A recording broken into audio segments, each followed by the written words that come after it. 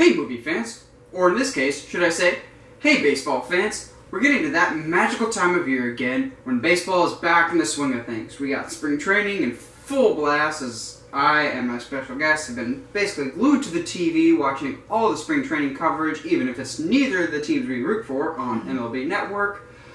Who are you? I'm Heather. I'm this guy's girlfriend. Yeah. I know you thought I didn't have one, but here's actual proof. She's been wanting to come on the show for quite a while, and granted that we're both big baseball fans, we thought this would be the perfect one to do our first video together on. So Heather, what is our first video that we're doing today together? We're going to count down our top 5 most favorite baseball movies. Now we're not going to go with all the traditional like Pride of the Yankees or the old ones. These are more of our personal picks that we more or less have agreed upon, and we'll both be discussing from our perspectives why we like them. So at number 5, we have a bit of a tie. What are the two movies that are tied at number 5, and why are they tied at number 5? Number 5, Fever Pitch and The Rookie.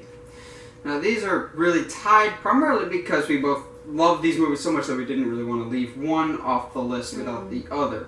Now if you see my list of top 5 gender-neutral romantic comedy-esque movies for Valentine's Day, I put Fever Pitch on because it appeals both to the rom-com crowd and the baseball crowd, as it more or less is a documentary about every Red Sox fan's life.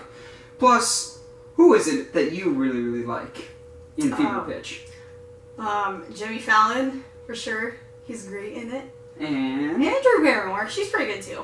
They have really good chemistry together. They flow really well. It seems more like a organic, natural relationship between the two of them, and it's a interesting relationship between Jimmy Fallon's girlfriend and his love for the Red Sox, as it's pretty much any diehard Red Sox fan struggle, as I've been to that territory. Red Sox fans are insane.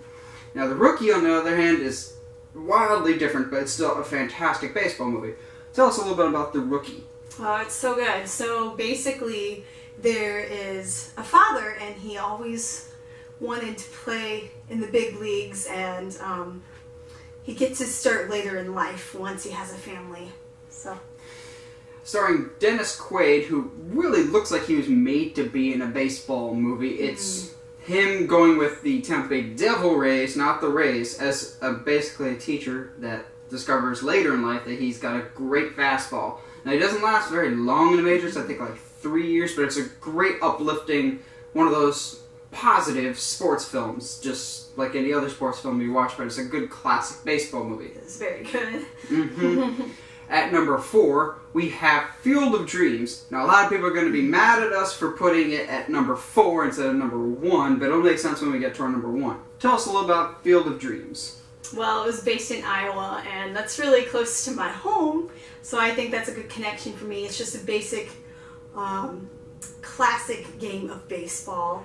And it's more of that connecting with the roots. Field of Dreams is probably the one that deals with the most old school of baseball, really going back to the 1919 White Sox, having someplace to play, and more or less instilling that idea of your parents' game of ball and being passed down per generation, as Kevin Costner is passing down the love of baseball to his daughter. Plus, baseball movies arguably have always some of the best monologues in sports movies, and Field of Dreams has that best one that I can think of, with James Earl Jones at... Baseball movies always have some of the best monologues, I believe, in any sports films, and Field of Dreams has arguably the best monologue coming from James Earl Jones towards the end of the movie that really encapsulates why people like baseball. No, I totally agree.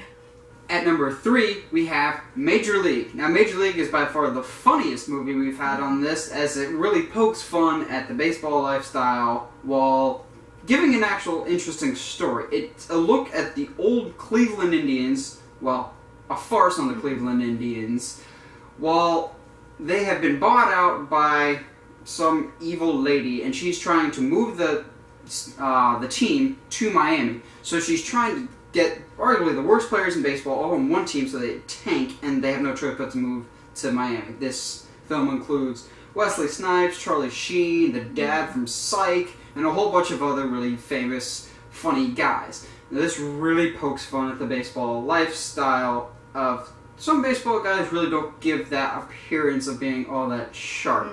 And it really plays into that, and it's just a wacky cast of characters. What has made it stand out over time, I think, is the incredibly cheesy jokes, as well as some of the memorable characters, like the guy that worships Joe Boo and can't hit the curveball, so hence why he worships Joe Boo.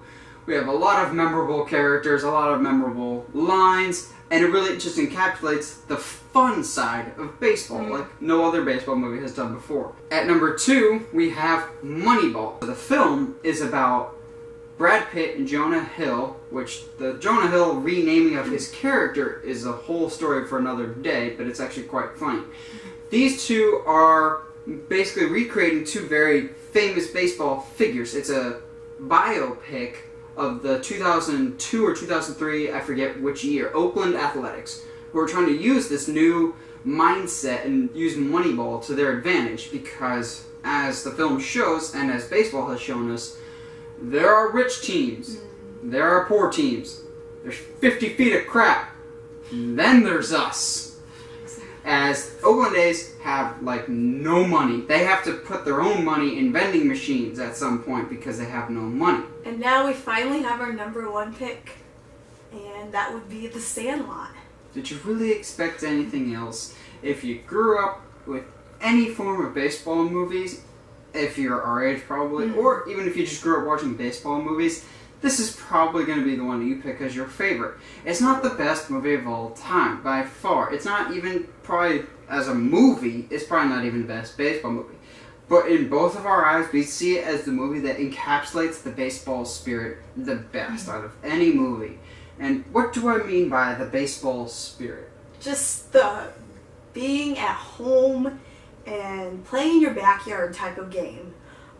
Just gathering around with all your neighborhood friends, or just your, just anyone you're comfortable with. Basically, just playing the game for fun, and come as you are type of thing. You can play when you're a little kid, an older kid. Maybe you're like 12. Like some of the older kids are like, they're almost teenagers, but they're still playing with kids that are 4 or 5 years old. It's just going around having a good time.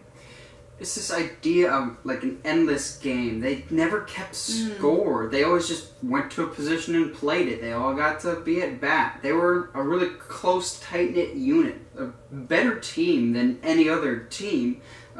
They were friends through and through. Even when they didn't play baseball, they went to the pool together to be creepy on Wendy Peppercorn. But it's a great friend movie and a great baseball movie. It's that sense of just childhood wonder and fun at the heart of every baseball game, and that's really what the baseball spirit is. And while there's better movies out there, The Sandlot is the one that really encapsulates the spirit of baseball the best out of any of them. What do you guys think? What are your favorite baseball movies of all time? Let me know in the comments below. And as always, if you like what you see and you want to see more, subscribe to the channel, or find me on Facebook at facebook.com/movieguy17, or on Twitter at nmovieguy17. Stay sharp, movie guys and gals. Play ball!